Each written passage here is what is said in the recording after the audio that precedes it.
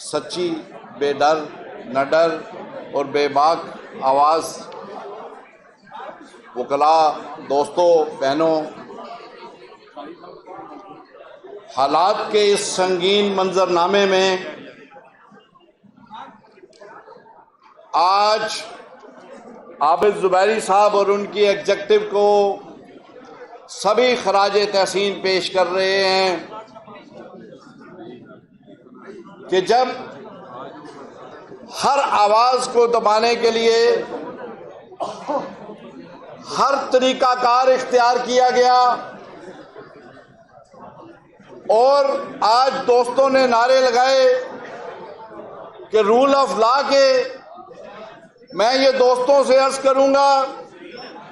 کہ آج ہم یہ امینڈ کریں گے اس بات کو کہ ہم ہر لا کو نہیں مانتے، ہم صرف اس لا کو مانتے ہیں جو آئین کے تحت ہوگا، آئین کے مطابق ہوگا، کیونکہ اس ملک میں پچھلے کچھ تھوڑے سے عرصے میں ہم نے دیکھا ہے کہ پارلیمنٹ کے اندر ایسا لا بنایا گیا،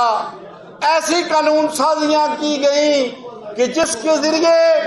اس ملک کے عوام پر ڈاکے ڈالے گئے، اور اس ملک میں ہم نے کچھ دن نہیں پہلے دیکھا ہے کہ عوام کی آواز کو دبانے کے لیے، عوام کو ڈرانے کے لیے توہین آرمی کا ایکٹ بنایا گیا۔ عوام نے تنقید کی کہ تم کس کام کے لیے آئے ہو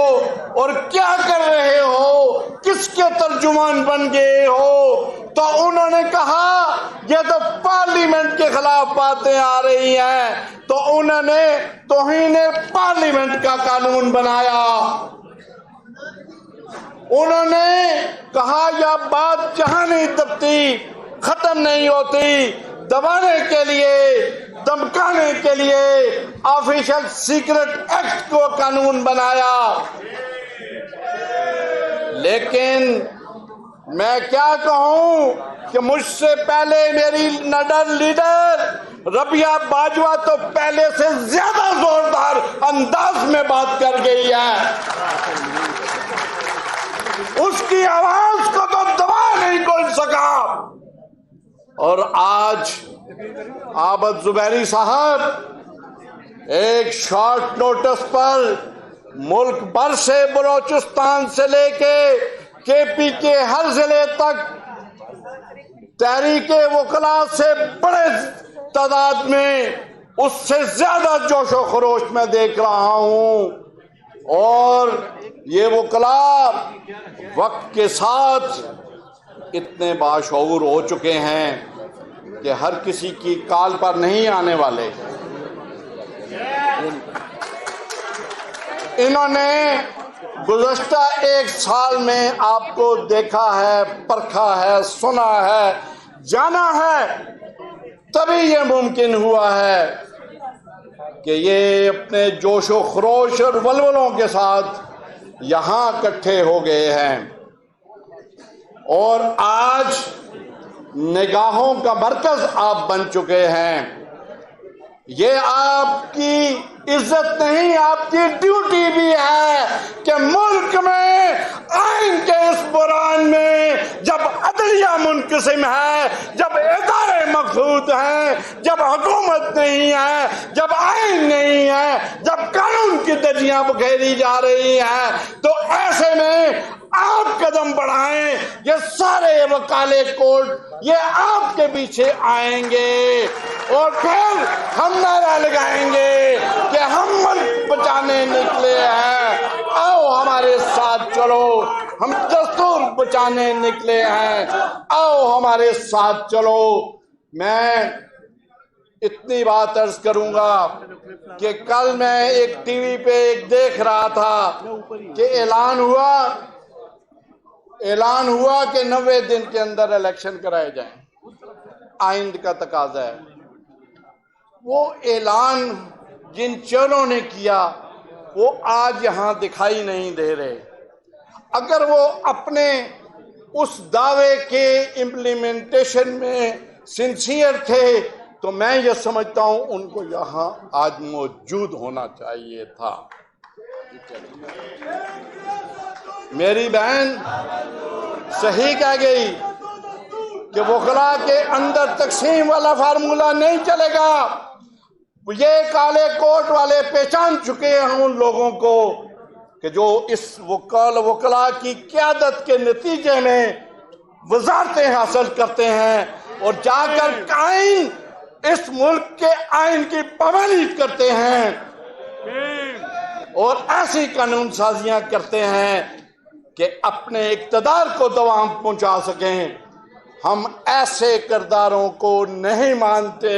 ہم ان سے بھی باغی ہیں، ہم ان سے بھی اظہار لاطلبی کرتے ہیں اور اپنی قیادت کے لیے کھرے، سچے اور پاک دامن لوگوں کو چوز کرتے ہیں۔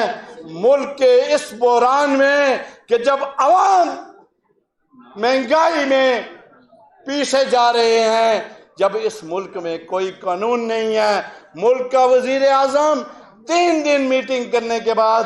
IMF سے درخواست کرتا ہے اور وہاں سے جواب آتا ہے۔ بلوچستان کے دوستو، بلوچستان میں بڑے بڑے ٹیلنٹڈ لوگ موجود ہیں، لیکن میں سمجھتا ہوں کہ جہاں پورے پاکستان کو اس کے ساتھ آپ کے بلوچستان کو شرمندہ کیا ہے اس سلیکشن نے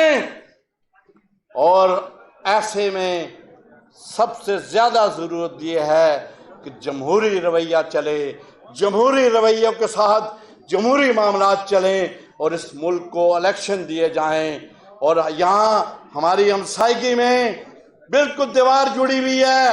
الیکشن کمیشن میں بیٹھے ہوئے لوگوں کو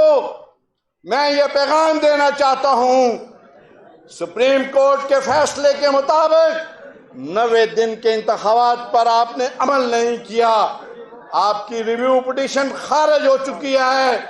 اب ان ججوں پر میں ان پہ چھوڑتا ہوں کہ آپ کا امتحان ہے کہ اگر سپریم کورٹ کے ججز اپنے فیصلوں کو امپلیمنٹ نہیں کرتے اور اپنی فیصلوں کو امپلیمنٹ کرنے والے لوگوں کے پر توہین عدالت نہیں لگاتے تو آپ کو 16 دن بھی نہیں رہنا چاہیے، آپ کو اس سے پہلے استعفیٰ دے کر قوم سے معافی مانگ کر باہر آ جانا چاہیے۔ ہمیں ایسے جج، ایسی عدالتیں نہیں چاہیے، ہمیں ایسی عدالتیں، ایسے جج نہیں چاہیے جو ڈر اور خوف میں ہوں۔ دیکھیں، میں یہ بات عرض کروں گا، ان ہمارے حالات کے ذمہ دار میرے نزدیک یہ جوڈیشری ہے، اس کی تقسیم ہے۔ جسٹس منصور صاحب کہتے ہیں کہ عوام پہ چھوڑ دیں، جو پارلیمنٹ آئے گی وہ فیصلہ کرے گی۔ ملک کے پیسوں کو لوٹنے والوں کے بارے میں جو قانون سازی ہو گئی ہے اس کو تحفظ دے دیں۔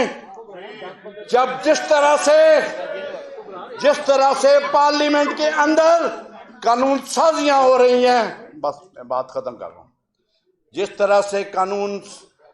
قانون کے اداروں کے اندر قانون کی دھجیاں بے کر اپنے مفادات کے تحفظ کے لیے قانون سازی ہو رہی ہے، ایسے میں عدالتوں کو اپنی ذمہ داریاں ادا کرنی ہیں اور عوام کے حقوق پر ڈاکے ڈالنے والے لوگوں کے گریبانوں تک پہنچنا ہے۔